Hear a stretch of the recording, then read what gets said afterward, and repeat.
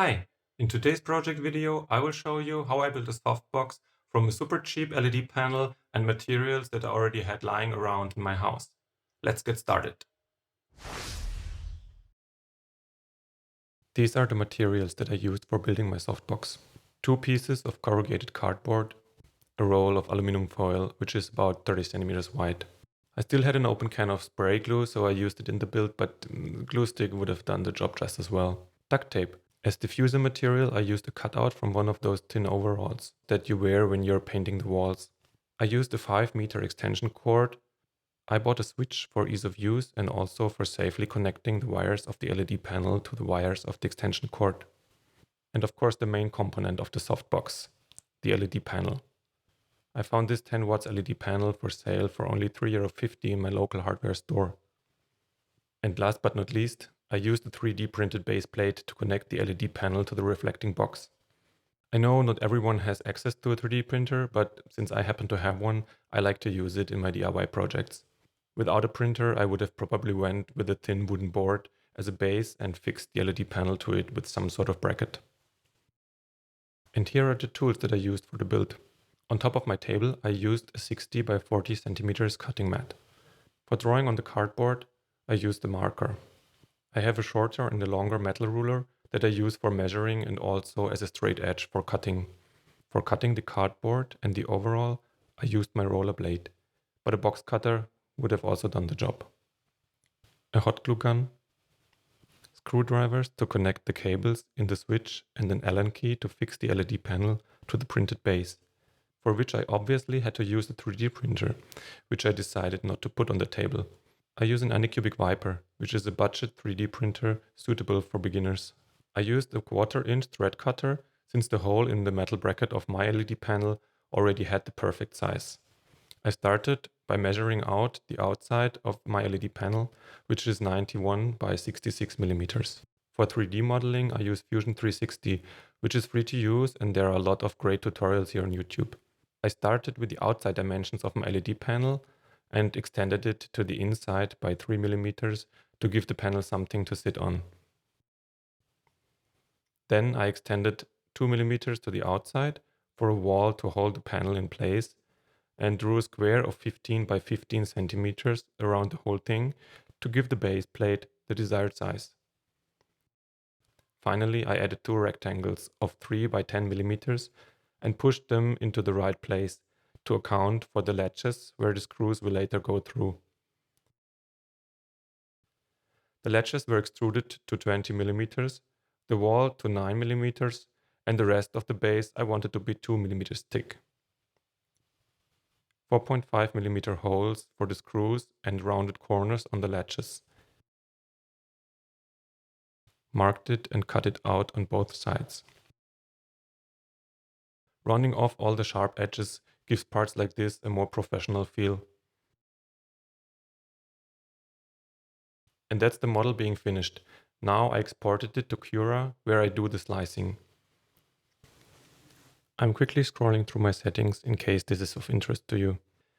The most important setting is to disable the supports so the holes will not be obstructed. After slicing, I sent it off to Octoprint and had the printer do its thing. 3 hours later. The part turned out almost perfect, except for a little bit of stringing on the latches, which for a functional part like this is totally acceptable and easy to remove.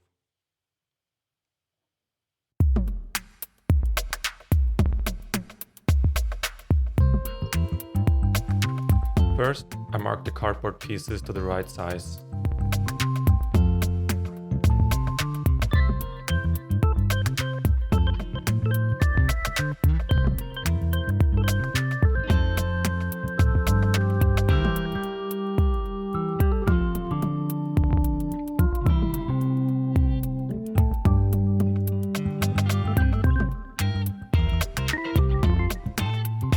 I cut them as precise as possible to ensure a clean fit later on.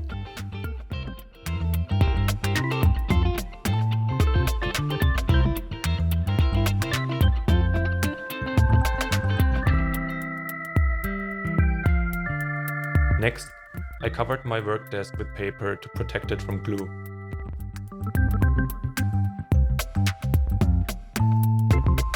Now it was time to get gluey.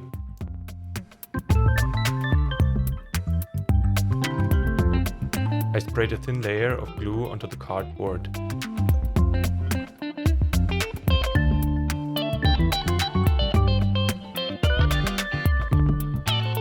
Then carefully attached the aluminum to it.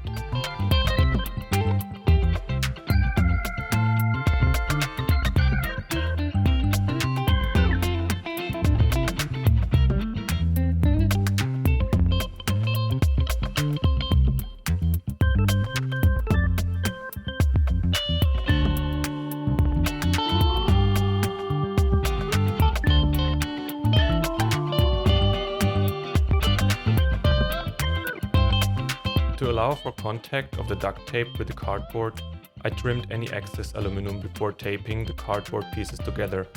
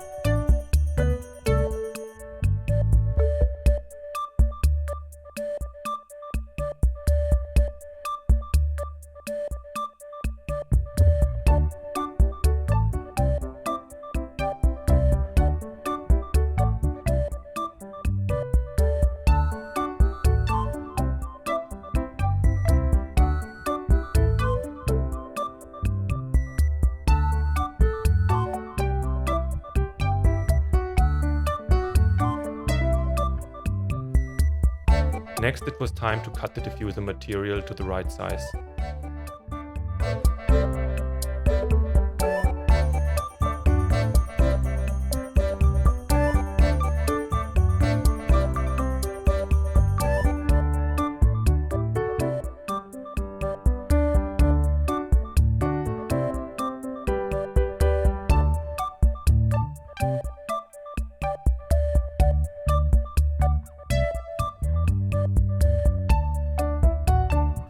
Once this was done, I moved on to attach the base plate to the box.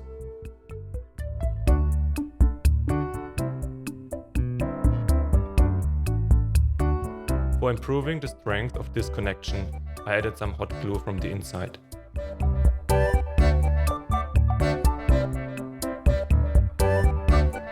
Now I centered the box on the diffuser and taped it to the outside of the box.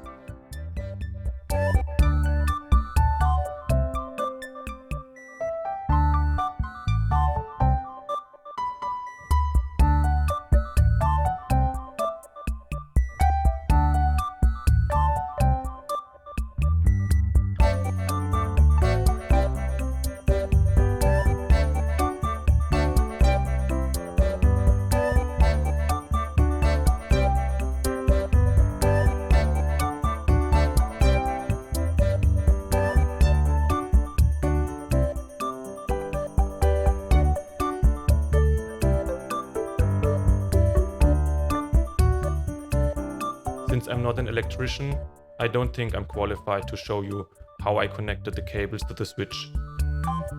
If you don't know what you're doing, maybe you should get the help of someone who does. Finally, I mounted the panel to the base plate, using the screws that were included with the panel.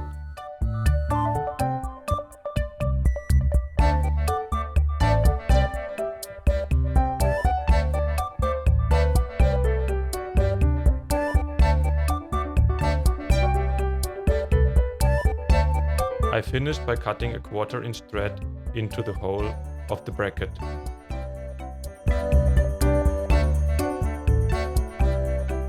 With this, I'm able to connect to any standard tripod in my collection.